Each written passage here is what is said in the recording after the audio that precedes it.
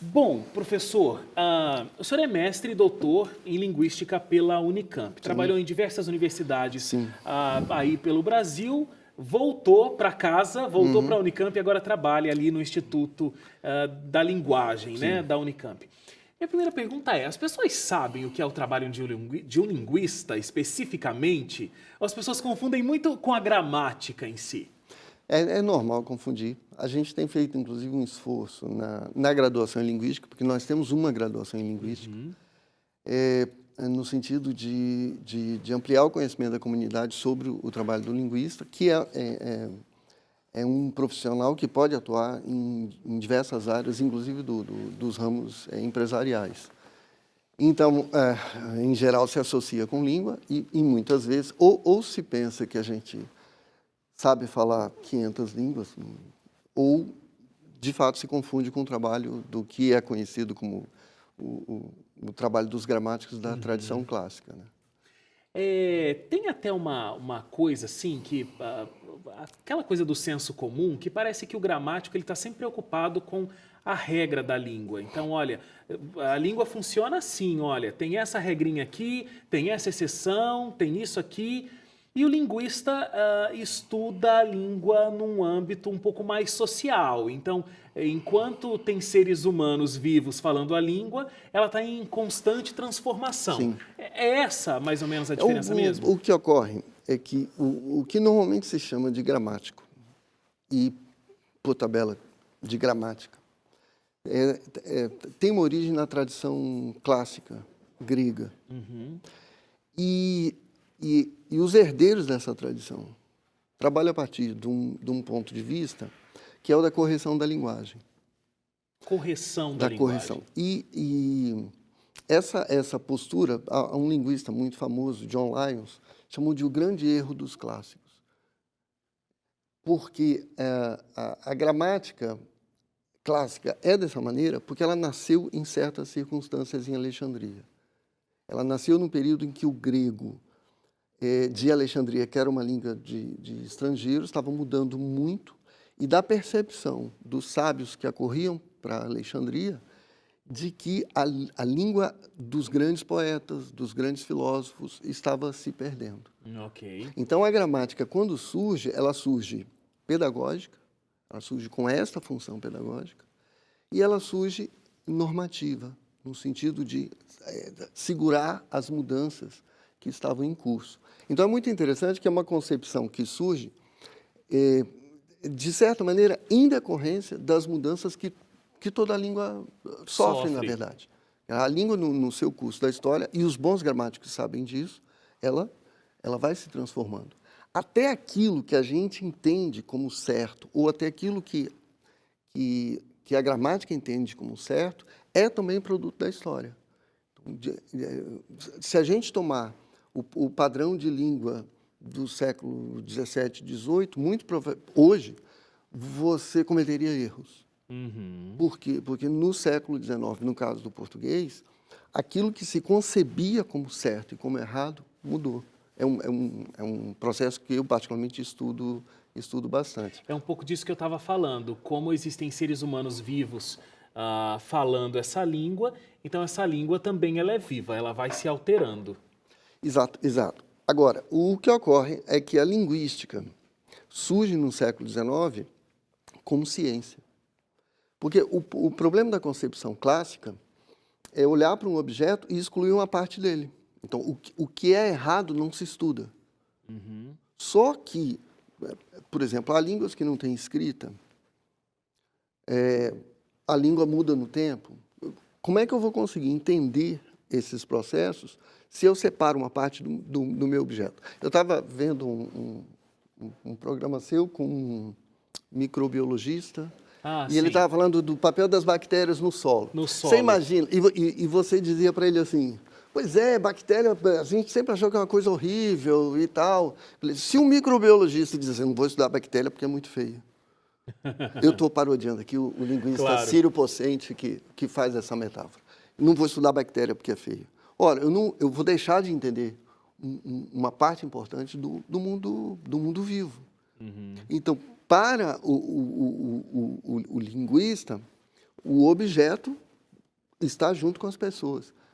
E ao se construir um estudo da língua a partir de uma concepção científica, também se submete ao processo do fazer científico, o que quer dizer, um outro pode refutar o seu estudo, não se parte de dogmas,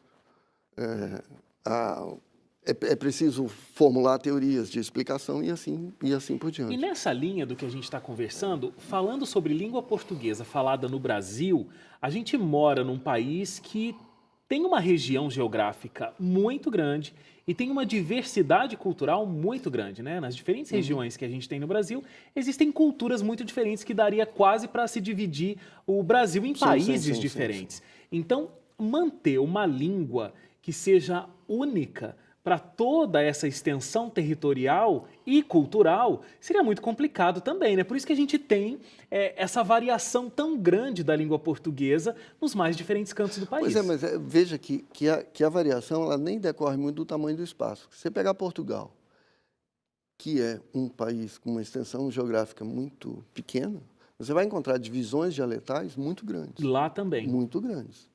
Há uma linha que separa mais ou menos o norte do sul de Portugal e mais ao norte há dialetos com diferenças muito grandes. É mais um multiculturalismo do que propriamente um processo de regionalização territorial. A regionalização territorial, ela opera, uma primeira operação tem a ver com distanciamento geográfico, sim.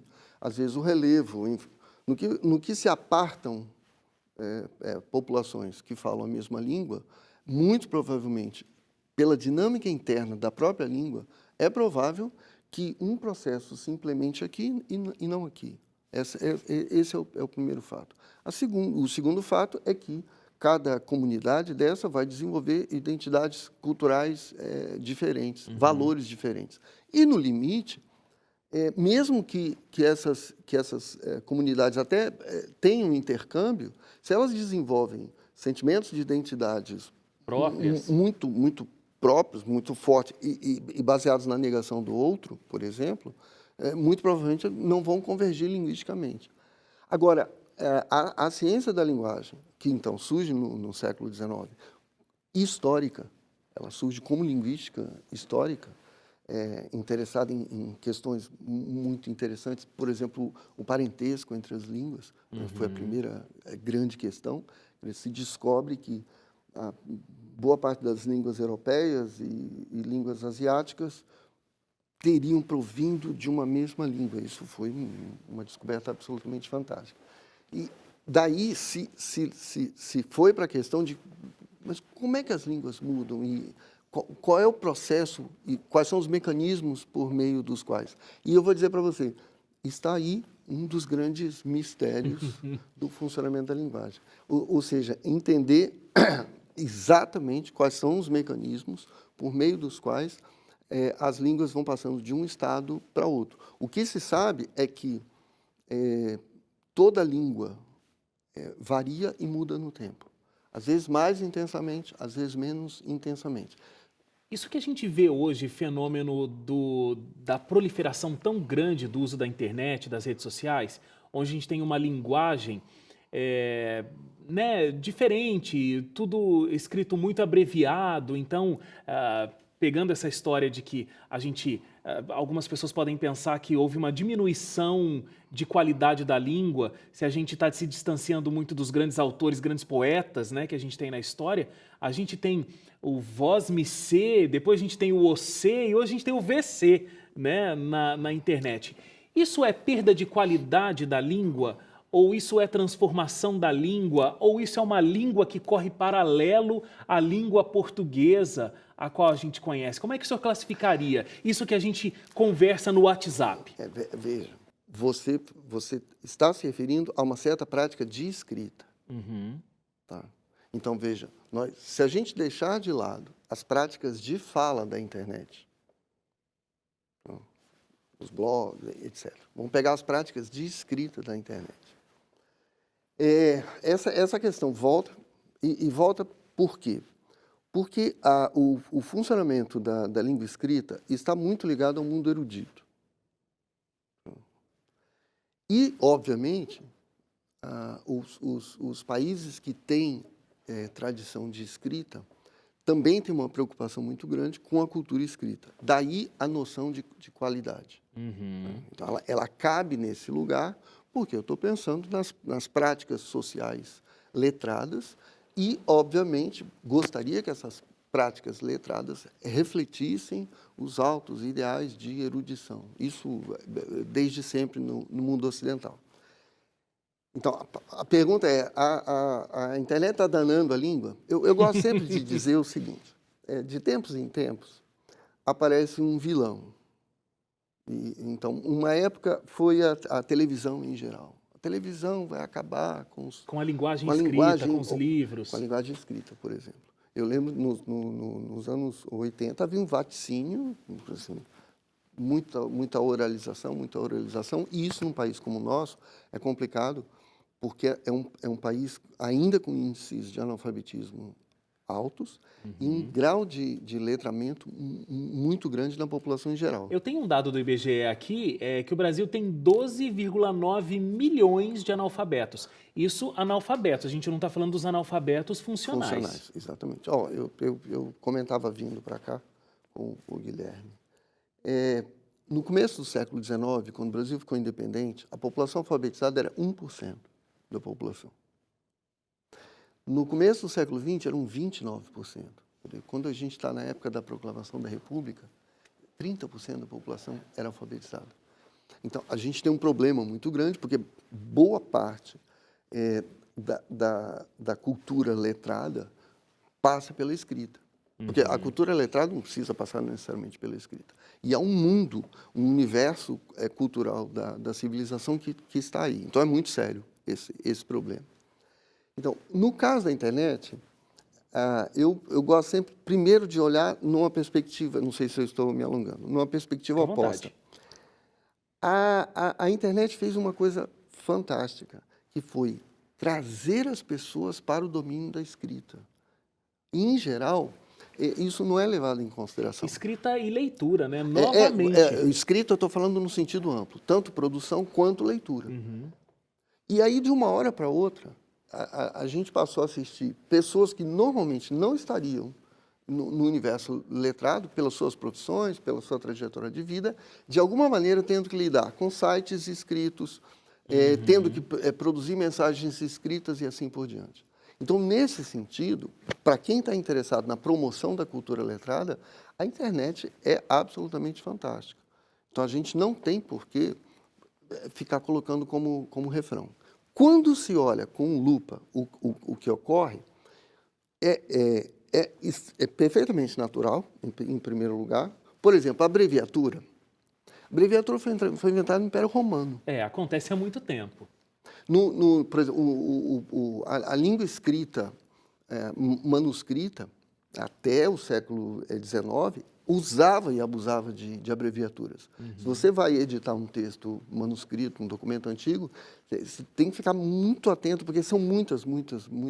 Se abreviava muito mais do que hoje em dia. Agora, falando de problemas ortográficos, de repente. Tá. Então, uma linguagem escrita que não mantém os padrões ortográficos colocados pela língua portuguesa na sua essência ali, na sua declaração de como ela deve ser.